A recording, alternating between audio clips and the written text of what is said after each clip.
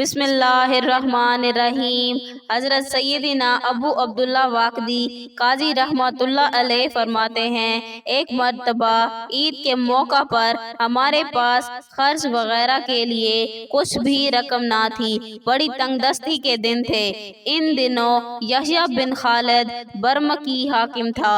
عید روز بروز قریب آ رہی تھی، ہمارے پاس کچھ بھی نہ تھا۔ چنانچہ میری ایک خادمہ میرے پاس آئی اور کہنے لگی، عید بالکل قریب ہے اور گھر میں کچھ بھی خرچہ وغیرہ نہیں، آپ کوئی ترکیب کیجئے تاکہ گھر والے عید کی خوشیوں میں شریک ہو سکیں۔ خادمہ کی یہ بات سن کر میں اپنے ایک تاجر دوست کے پاس گیا اور اس کے سامنے اپنی حالت زار بیان کی۔ انہوں نے فوراً مجھے ایک مہر بند تھیلی دی جس میں 1200 درہم تھے۔ میں انہیں لے کر گھر آیا اور وہ تھیلی گھر والوں کے حوالے کر دی۔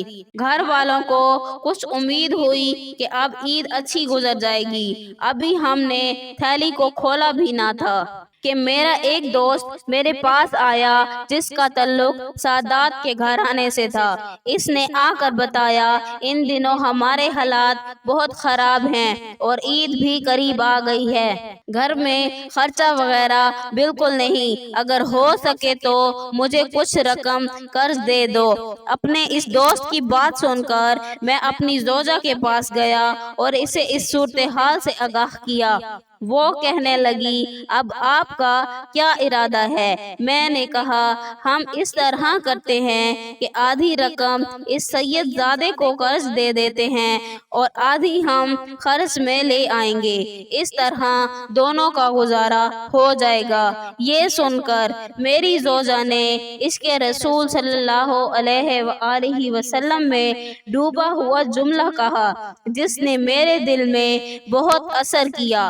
وہ کہنے لگی، جب تیرے جیسا ایک عام شخص اپنے دوست کے پاس اپنی حاجت مندی کا سوال لے کر گیا تو اس نے تجھے 1200 درہم تھیلی عطا کی، اور اب جب کہ تیرے پاس دو عالم کے مختار سید الابرار صلی اللہ علیہ وآلہ وسلم کی اولاد میں سے ایک شہزادہ اپنی حاجت لے کر آیا ہے تو اسے آدھی رقم دینا چاہتا ہے، کیا تیرا عشق اس بات کو گوارا کرتا ہے؟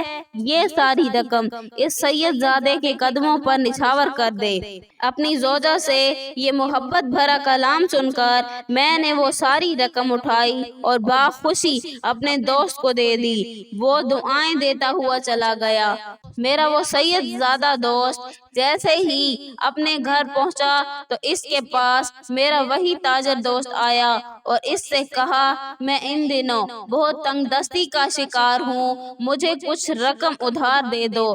یہ سن کر اس سید زادے نے وہ رقم کی تھیلی میرے اس تاجر دوست کو دے دی جو میں اسی تاجر سے لے کر آیا تھا۔ جب میرے اس تاجر دوست نے وہ رقم کی تھیلی دیکھی تو فوراً پہچان گیا اور میرے پاس آ کر پوچھنے لگا، جو رقم تم مجھ سے لے کر آئے ہو وہ کہاں ہے؟ میں نے اسے تمام واقعہ بتایا تو وہ کہنے لگا، اتفاق سے وہی سید زادہ میرا بھی دوست ہے، میرے پاس صرف یہی 1200 درہم تھے جو میں نے آپ کو دے دیے، آپ نے اس سید زادے کو دیے اور اس نے وہ مجھے دے دیے۔ اس طرح ہم میں سے ہر ایک نے اپنے آپ پر دوسرے کو ترجیح دی اور دوسرے کی خوشی کی خاطر اپنی خوشی قربان کر دی۔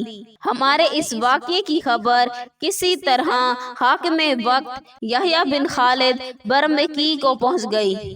اس نے فوراً اپنا قاصد بھیجا جس نے میرے پاس آ کر یحییٰ بن خالد برمکی کا پیغام دیا۔ میں اپنی کچھ مصروفیات کی بنا پر آپ کی طرف سے غافل رہا اور مجھے آپ کے حالات کے بارے میں پتہ نہ چل سکا۔ اب میں غلام کے ہاتھ 10,000 دینار بھیج رہا ہوں، ان میں سے 2,000 آپ کے لیے، 2,000 آپ کے تاجر دوست کے لیے اور 2,000 اس سید زادے کے لیے، باقی 4,000 دینار تمہاری عظیم و سعادت مند بیوی کے لیے، کیونکہ وہ تم سب میں سے غنی افضل اور عشق رسول صلی اللہ علیہ وآلہ وسلم کی پیکر ہے۔